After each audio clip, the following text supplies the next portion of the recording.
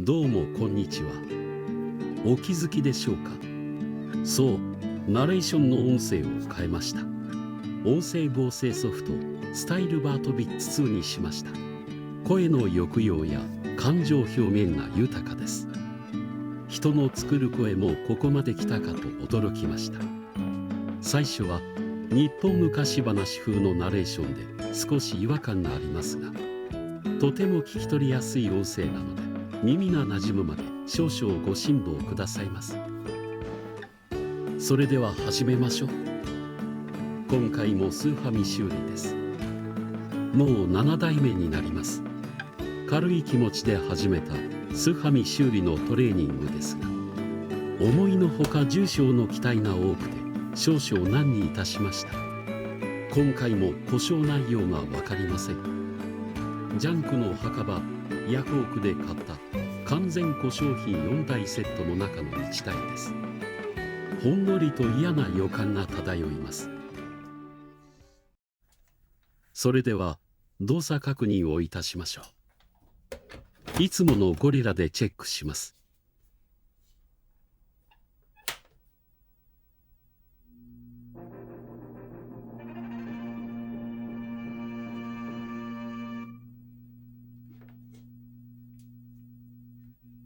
おや、G という低音のノイズが入っていますね。スーファミで音声関係の不具合は初めてです。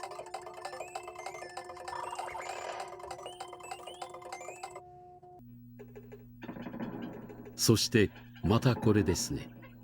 背景がグリッチしています。この壊れ方はもう3回目になりますね。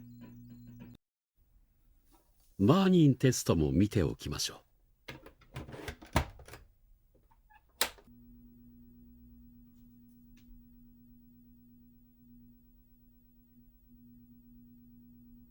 やはりこのパターンですね。前回と全く同じです。ローバワの V ラムの読み込みが失敗しています。もう皆さんどこが壊れているのかお分かりですね。そう、TTU1 でしょう。でももう部品取りの TTU1 がありません。これ1台を直しても前の1台が壊れるだけになります。でもスーファミで音声ノイズは初めて。そっちの方に興味があるので直すことにしましょう。まず分解します。あらま、ほこりがすごいことになっています。鼻がムズムズします。掃除機をかけました。すっきりしました。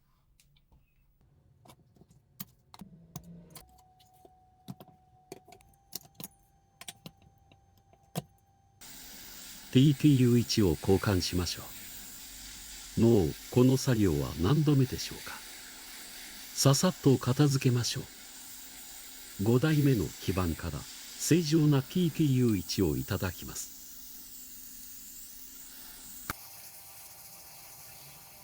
もしこのチップの取り替えの映像を詳しくご覧になりたい方は、前の動画をご覧ください。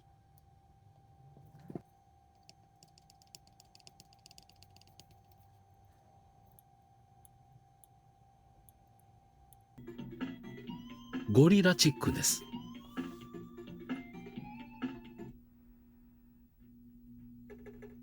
いいですね。背景のグリッチが治りました。さて、それでは本題に入りましょう。音声ノイズを調べましょう。スケクトラムアナライザーで周波数分析します。こちらは正常な音声です。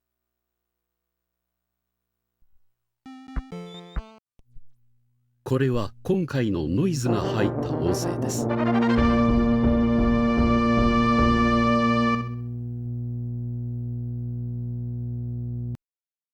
ァンファーレの後の無音のところで止めました。正常な波形と比較して低音域に持続的なノイズが見受けられます。複数のピークが規則的に並んでいますね。位置的に 60Hz 付近と見られ、その倍音の 120Hz、180Hz 付近などにもピークがあります。私は西日本に住んでいるので、商用電源周波数は 60Hz です。家庭用コンセントなどの交流電源由来のノイズが音声信号に混入した際の典型的なハムノイズである可能性が高いです。このノイズは一体どこから忍び込んだのでしょう。音声回路の部品構成はどうなってるか見てみましょう。スーファミの音声回路は2度大きな改変がありました。これは2番目の構成になります。まず右側の大きなチップがサウンド用 CPU です。スーファミオーケストラで指揮者の役割をします。そして左側の大きなチップがサウンド DS キーです。役割としては演奏者にあたります。その隣の2つの SRAM に展開されたサンプリング音源データを処理してデジタル音声を作ります。デジタル処理された音声データはデジタルアナログコンバータ DAC でアナログ音声信号に変換されます。そしてこのミキサーで内部音源、カセット外部音源と拡張ポートからの音源を合成します。中期型から基板上にアンプが見当たらなくて探しましたが、どうもこの IC がアンプの機能もあり、音声を増幅しているようです。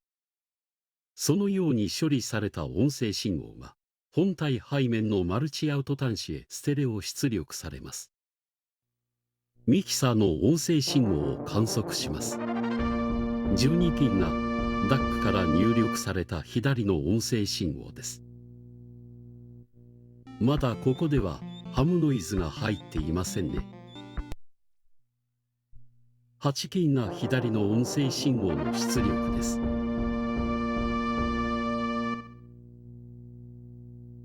ここでハムノイズが混入しています。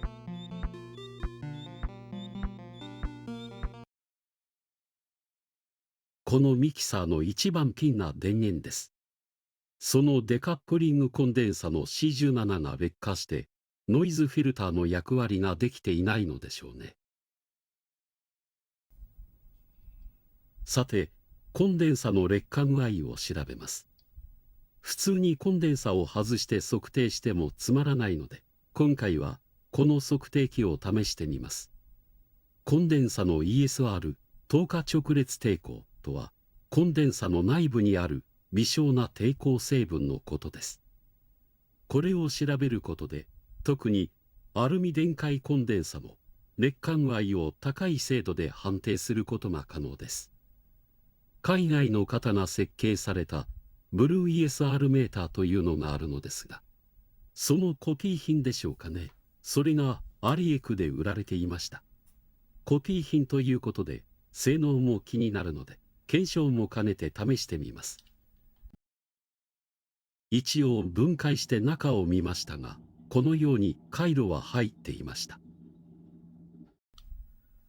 この ESR メーターはコンデンサが基板についたままのインサーキットの状態で性能を調べることができます。ただし注意しなければいけないのは、コンデンサが並列につながるような回路では正確な抵抗値が測れないので、測定値よりも低い値が出ます。カップリングコンデンサなどにはいいでしょうが、デカップリングコンデンサは目安にしかならないでしょう。使い方は簡単で、コンデンサが基板についた状態でこのように測定します。そして測定値がコンデンサの容量と耐圧ごとに定められた最大値と比較して、それを超えたものが不良品になります。測定結果をまとめました。黄色の部分は回路に並列につながっているデカップリングコンデンサですので低く出ます。しかしその値ですらすでに最大値を超えていますので C58 以外がダメですね。C16 と C17 は測定値が範囲外になっていました。完全に故障しているのでしょうね。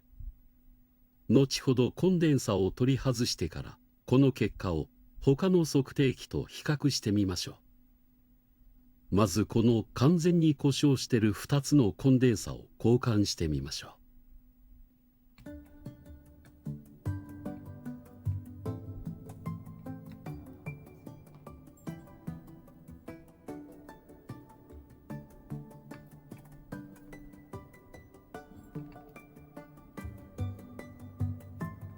この先は録画ボタンを押し忘れました。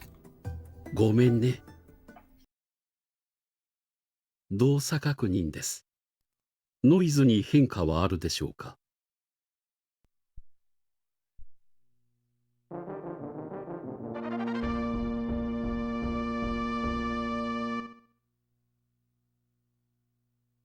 ハムノイズがきれいに消えましたね。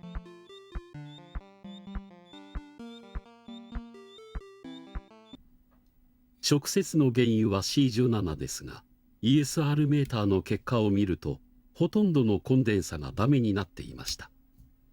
すべて取り替えます。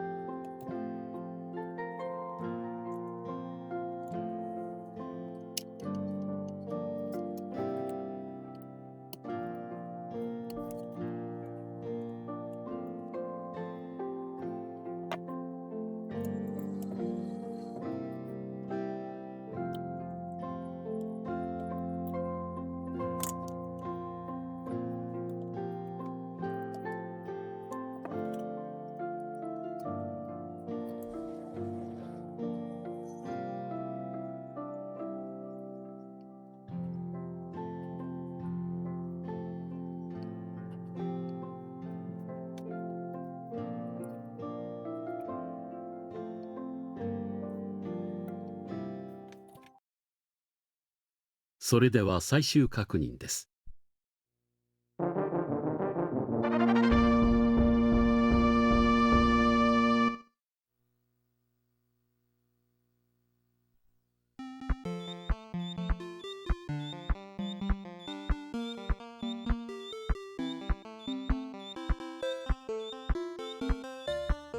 グッドボタンチャンスです。これにて修理完了です。さて、ESR メーターの評価をしましょう。取り外したコンデンサを購入した ESR メーターとキシ1で測定しました。結果はこのようになりました。全体的に ESR メーターの部品単体で測定すると、インサーキットで測ったものより少し小さい値が出ています。完全に回路内の他の電子部品を無視できていないようです。そして問題は C14 ですね。インサーキットで測定すると 4.8 オームでしたが、部品単体で測定すると範囲外になっていました。やはり系列回路内で測定されたコンデンサは実際の値より低く出ますね。この場合は 4.8 オームで許容範囲を超えていましたが、もしギリギリのラインでしたら交換が必要なものも正常と誤って判断することになります。ですので、デカップリングコンデンサなどを測定するときは注意が必要です。次に、トランジスタテスターの LCR-TC1 で測定した ESR の値と比較してみましょう。コンデンサの容量が大きなものは、ほぼ同じぐらいの値が出ています。しかし、容量が小さくなるにつれて、ESR メータの方が大きく、TC1 が小さくなっていきます。2.2 マイクロファラドの C9 では、合否の判定が違っています。どちらの測定器も中国製のコピー品で、どっちが正しいのか、それとも両方ともおかしいのかは何とも言い難いですが、私の持っている測定器では判断がつきません。今回の基板のコンデンサは劣化がひどかったので、この ESR メータはもう少し他の基板でテストしてみようと思います。そして残念なお知らせがあります。こちらスーファミ修理の8代目になります。メルカリでジャンク品で購入しました。説明文には、本体は何回も試すと稀に通電します。画像、音声、ゲーム読み込みはできません。ジャンク品になります。とありました。しかし、動かしてみたところ、このように何の問題もありません。ひび割れた AV ケーブルがついていましたので、ケーブルの故障で本体は壊れていないようでした。ラッキージャンクですが、がっかりジャンクでもあります。後期型の APU でしたので、モス線の前にこの基板も調べたかったのですが、とても残念です。これにてボス戦の準備が整いました。いよいよ最後の戦いに突入することになります。しかし、かなりの強敵です。なかなか続きの動画が出てこないときは、コッパさん苦戦してんだなって生温かい目で見守ってください。それではお時間となりました。最後までご視聴ありがとうございました。もし気に入っていただけたならチャンネル登録をお願いします。それではまたお会いしましょう。